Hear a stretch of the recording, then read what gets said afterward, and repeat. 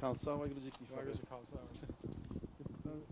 to see you. So we've now made it inside the Silverstone circuit, and this is the Porsche Centre, where all your work as far as the training and medical advice that we're going to hopefully see Dr. Jutley do later on inside. But can you give us an idea about what this building? I know it was made in 2008. That's right. And what's inside here?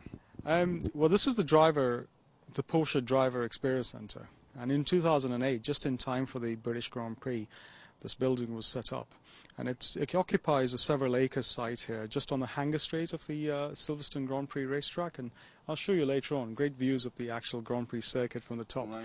And it's basically a centre whereby you can actually experience any Porsche that you own or would like to own, and you can sort of come in and buy and experiences in any one of these.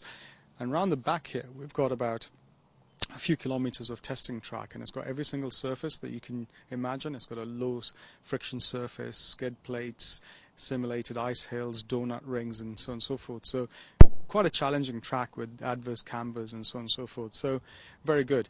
But my involvement is not really in the experience center itself. It's in a small facility located within the experience center called the Human Performance Center. And Porsche were very, very clear that actually in the relationship between man and car, the human was just as important as the car. So you can't really drive your car unless you're actually at the optimum shape. And the Human Performance Center was one of the first ideas that they had, and they wanted to have a facility whereby they can maximize human performance both mentally and physically. The center needed a medical consultant, and because of my experience in motorsport as a doctor and having written the books, I was then asked to be the consultant medic here. So my job here really is to do with the medicals. I also have a specialist interest in hydration, bespoke hydration, and I'll hopefully do a test on you later on. Well, I hope I have to take my clothes off. But listen, what we will do is it's got a restaurant in here, it's got a cinema in here, and obviously the views from upstairs you had already mentioned, and it's right parallel to the actual, what's that called? The hangar straight. The hangar straight. So let's go inside and see the introduction being done, and then we can wander about.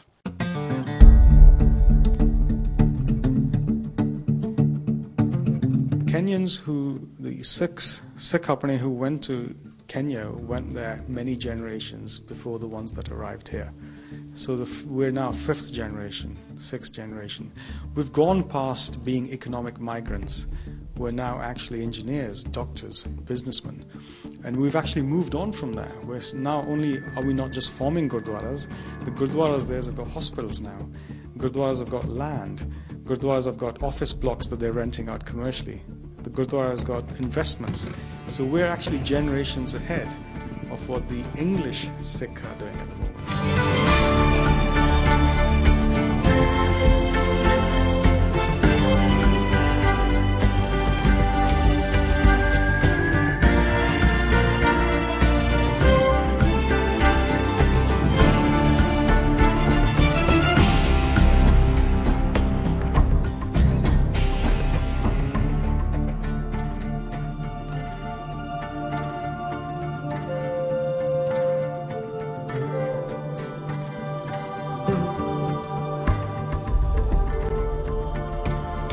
Come to the restaurant upstairs now at the Porsche Centre, but as you can see it's a beautiful day today, so I think it'll be a good day to drive Porsches around the Porsche track. Okay, so staying in the restaurant for a minute, I'm going to talk to Derek Walters and the role that Derek plays here in this Porsche Centre. So Derek, what is your role here in the centre that you do?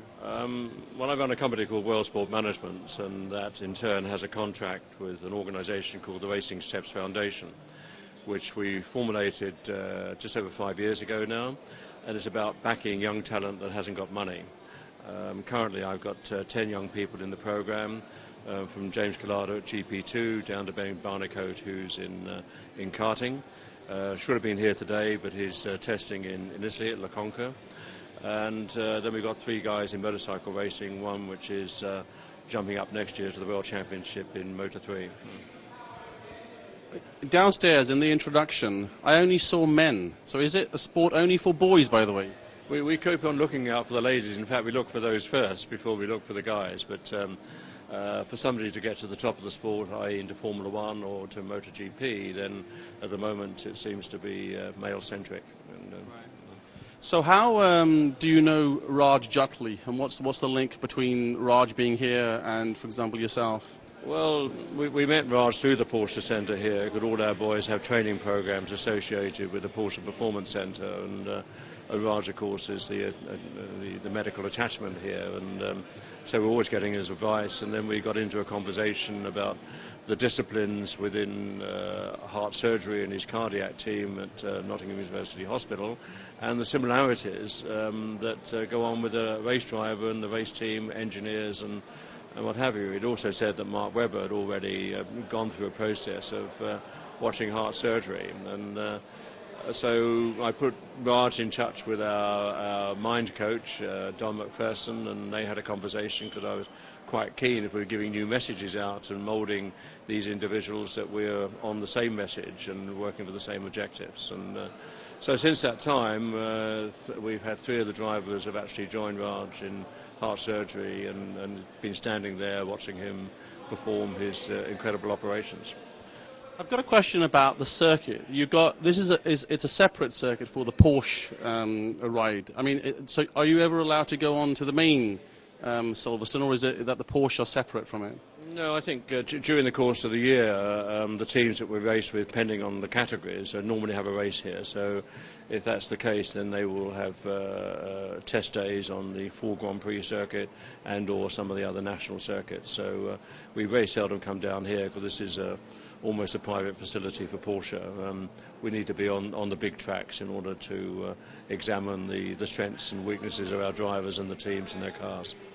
Right, and I mean, I see there's lots of activities going today, because they're obviously being tested with stamina and dehydration and all the other testing that Raj is sort of monitoring. Is there anything else that you do outside from this centre then for training purposes? Yes, I mean, I have a philosophy, basically. There's the development of the individual in terms of being a racing driver and all that's associated with that in terms of personal fitness and psychologically being well in tune of what he's doing and comfortable within his own skin. Because unless a driver is relaxed and is in the cockpit when the lights go out, I think he's always at a disadvantage. He's not going to be performing at his top. The other side is the development of these young guys to grow up as human beings and be a strengthened part of overall society. And Jack Harvey, for example, has always lived at home. We're putting him with ART in France this year. Jack will move to France and will live in an apartment in Fontainebleau, certainly from February onwards. And he'll integrate with the team, have to be resourceful in terms of looking after himself and probably getting a dose as to what it means to, in a real-life environment, and appreciate his home and what his parents have been doing for him over these previous years.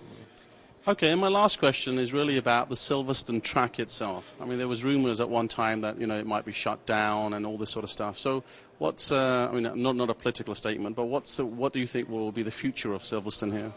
Well, I hope a very good one. I mean, there's an incredible history of this place, and it's changed and restructured itself and given a rebirth. But I think they've got a secure contract now with Formula One management and also with MotoGP.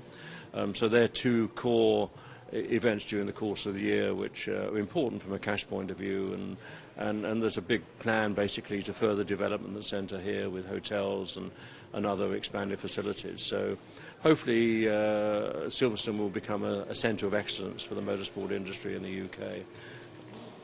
Okay, well, I want to thank you very much for giving me the opportunity to talk to you for this short time. So with that in mind, let's move on to the next part. Raj, we've come to the top floor, which is going to look at the view outside. I assume you get all the VIP guests here. So why don't you explain what's happening here? Okay, well, this is the top terrace, actually, and the good time to be here is during the British Grand Prix, because this is where all the barbecue happens. Vegetarian barbecue, obviously, but but you have a great view of the Formula One track, because you see the cars coming down the Hanger Straight doing well over 200 miles an hour. On the back, which is going to be quite difficult to see now, is where the testing track is for Porsche itself, where you get an opportunity to go out, and that's where all the skid plates, the simulated ice hill and so on and so forth. Had you come yesterday, the plan was to get you out of there. And, yeah, next but time. we can do that next time. Yes. That's not a problem. Yeah. So what? I mean, this has got like it's 2008. This was built. Yeah. As I was reading up about it, and I just interviewed Derek as well about his involvement and what he's been doing here. Some of the testing is not done here, surely, with the individuals. He talked about 10 of them. Surely you have to take them out somewhere else to do other types of testing, or does all your testing is complete here? I was going to take you downstairs to the Human Performance Lab, where we have our treadmills, our batak wall, and the rest of our sort of equipment that we use for tests. But then a lot of the field exercises are done outside, so they will still go running on the track. We have some off-road tracks that people will go running and do their sort of, and the cycling we use a lot of the surrounding country to do that. But the machines downstairs are worth looking at. Some of them are pretty sort of, top end. Such as the watt bike, the batak wall, the treadmill, and where we do the ECG stress test as well. Right, no, we're going to go down there next with you. But before I forget, I do want to ask you a question about the Heart Foundation in Africa. I know this is, it's a different topic, but, you're heavily involved in that. I mean, up to the government level, I would think.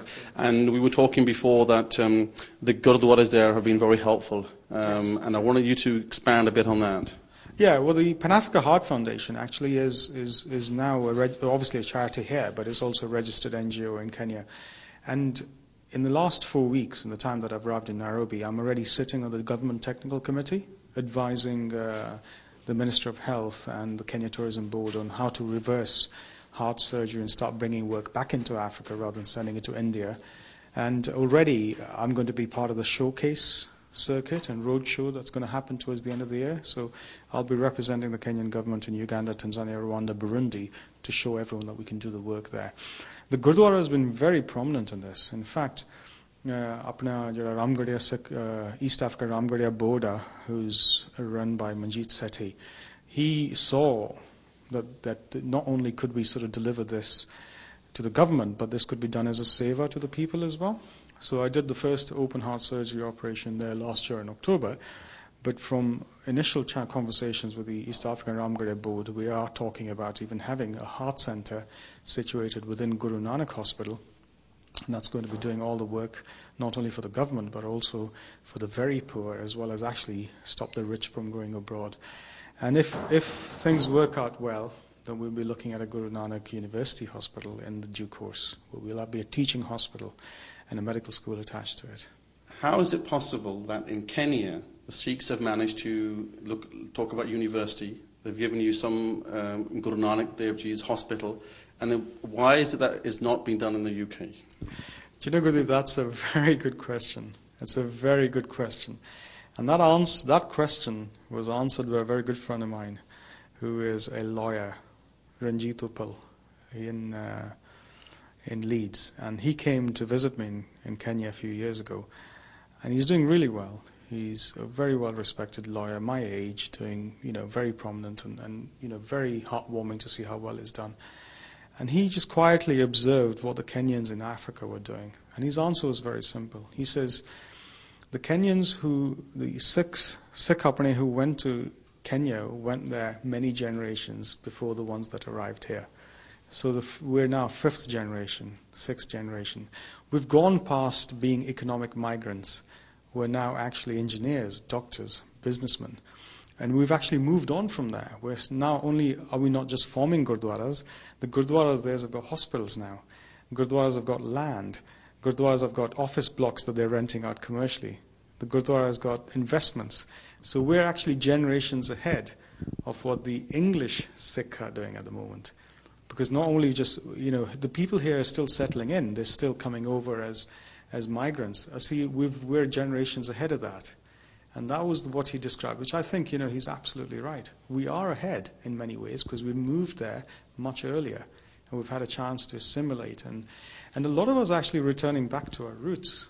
We're a lot more aware of Sikhi now than perhaps a generation or two ahead. I think here, people are moving away from Sikhi.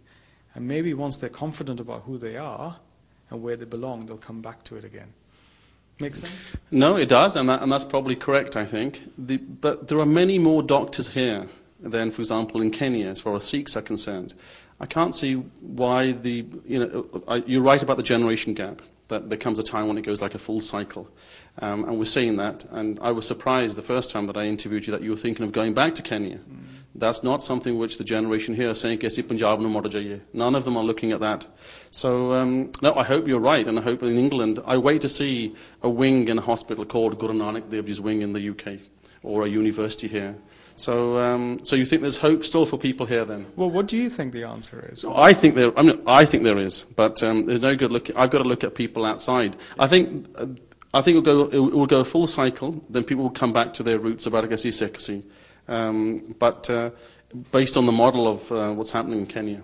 Absolutely. I mean, I'm proud to be who I am. I wouldn't say I've learned a lot from here, and I've taken a lot from UK into Kenya, and that's possibly why we're doing more, because we're bringing the Western world into Kenya. But I think a lot of people have to learn what we have and what we've achieved in Kenya. A lot of people can apply it from here. There are a few things that I noticed in Britain which are not present in Kenya.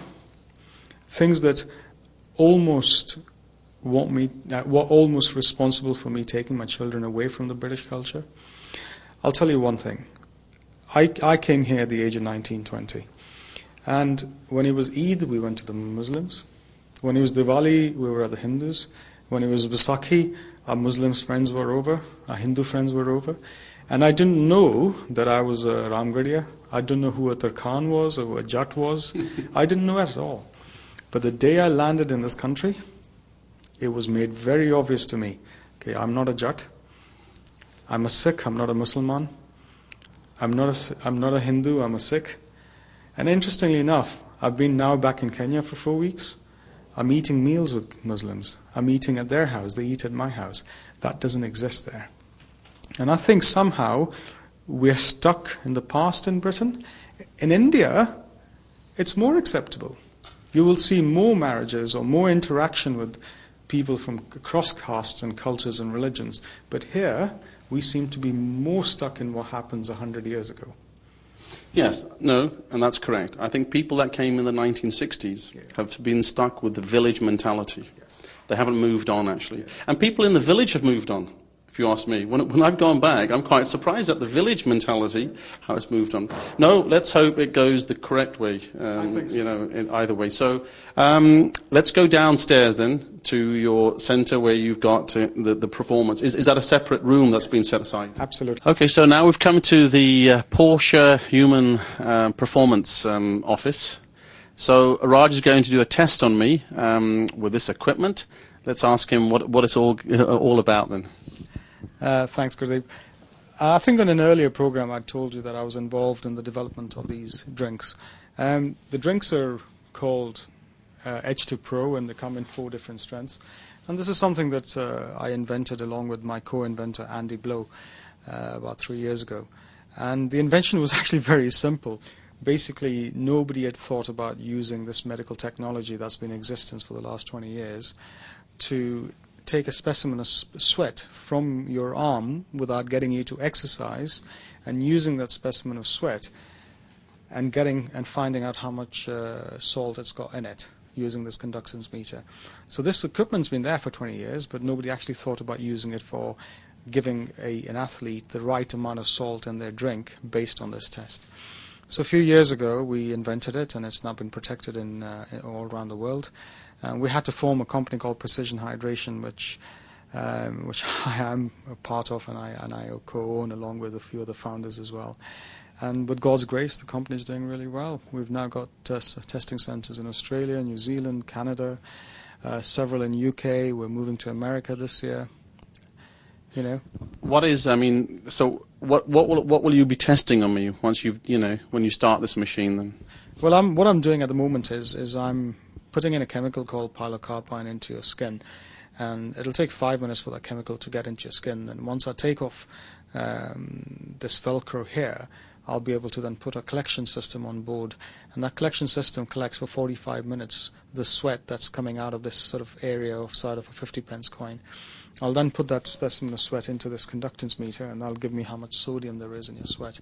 So it's very simple. If I know you're a high salt sweater, I give you a drink that's quite high up in sodium. Could be the 1,000, could be the 1,500. If you're a low salt sweater like I am, then you'll get the sort of lower drink.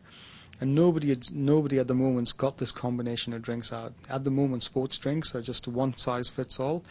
But the tech.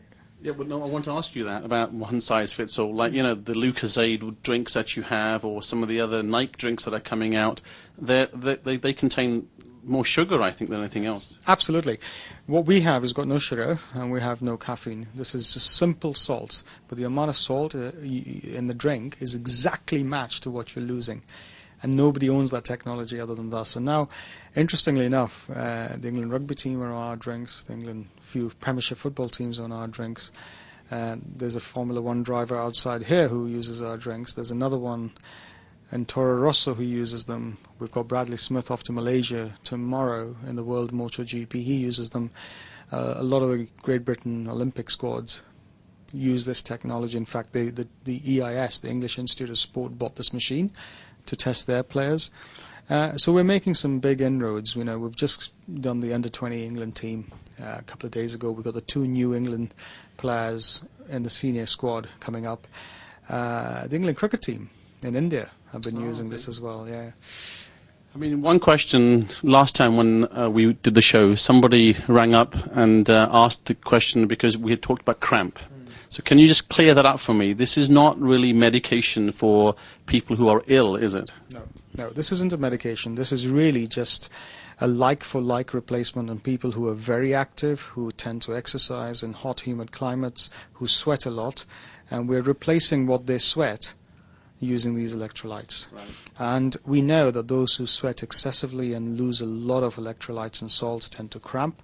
So this is for cramp in those people who are physically active and exercise a lot. It's not really for people, the elderly people who get cramp at night and get up in the night cramping. It's not really a solution for that because that type of cramping is completely different. Theirs is a sort of more of a muscular cramping. This is more of a salt-based cramping. Okay, so after 45 minutes, I should know my results then. We don't need to do that on there in case there's something wrong. Yeah. So, absolutely. Good. Anything else you want to say about the product? Well, the product's doing quite well. I mean, I use it now because I tend to have long operations in hot climates. I use it if I'm out cycling. And a lot of people who are traveling, especially if you're sitting in an aeroplane, we recommended all our people to be on 250, the lower formulation, because actually it hydrates better than water. So you don't need to drink as much water. If you're somebody who doesn't really enjoy drinking water, then this is really ideal for you because you need to drink far less volume to get the same benefits as water. How does one get this medicine? Precision Hydration is the company. You can look up precisionhydration.com or you can look up myh2pro.com and it's available online.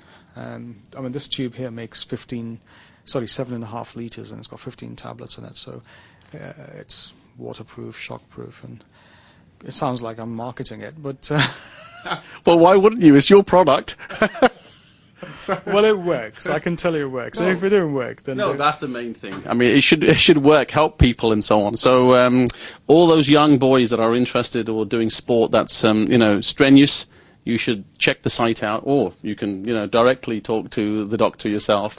So where are we going to move on to now then? We're going to go into the Human Performance Lab, which is where I do a lot of my treadmill heart rate testing, and where we have the heat chamber, where if some of the drivers are out to race in hot climates but actually live in Britain, then we tend to expose them in a heat chamber. We simulate the altitude or the conditions that they're about to race in, so their body's used to it. Right. Yeah.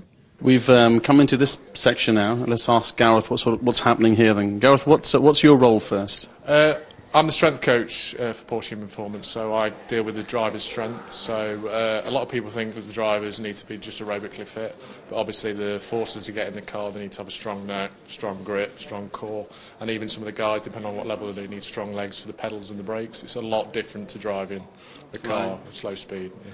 I was just saying to Raj, most people think that, they're not that fit sitting in a Formula One. It's only when you get here do you sort of get understanding how much rigorous testing they're doing. The full-time athletes, in the end, it's not just about the car. For us, they're the most important part of the car. So, for example, we can try and get the drivers down to 10% body fat, which is comparable to an Olympic athlete or, say, Tour de France cyclist. So, not just for weight in the car, but thermal regulation.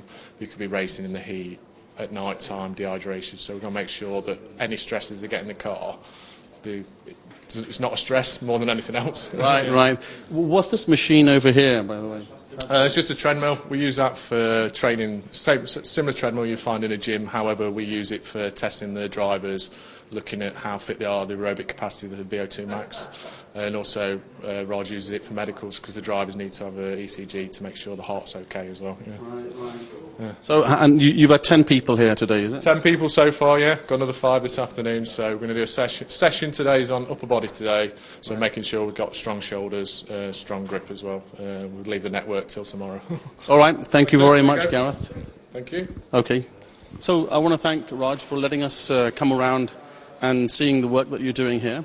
So is there any last words you want to say before the Sikh channel leave? I think, all credit to you. Thank you very much for facilitating this. You saw the potential in this, and hopefully you can push it out to the rest of the audience. I mean, good work, good work. So I want to finish here and hope the Sikh channel viewers liked it. Anyone that's got any questions, you're more than happy to ring me or email me or contact at the Sikh channel. So with that in mind, Waheguru Ji Ka Khalsa, Waheguru Ji Ki Fateh.